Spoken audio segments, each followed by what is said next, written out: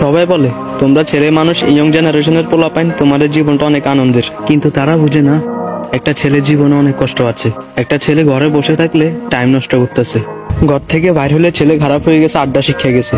যখন কোনো সমাবেশে একটা ছেলে উচিত কথা বলে তাহলে সবাই বলবে ছেলেটা একটু বেশি কথা বলে, আর যদি চুপচাপ থাকে তাহলে বলবে ছেলেটা বোকা শোকা, কোনো কথাবার্তাই বলে না।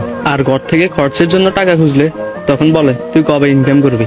আর যখন নিজে ইনকাম করে নিজের কিছু শখ আহ্লাদ পূরণ করে তাহলে সবাই বলবে বাহ সুন্দর, টাকার গরম দেখাইতেছে, টাকার অহংকার দেখাইতেছে। তারপর যদি দেশে কিছু করতে না পারে তাহলে বলবে বিদেশ চলে যা, বিদেশে অনেক টাকা ইনকাম করা যায়।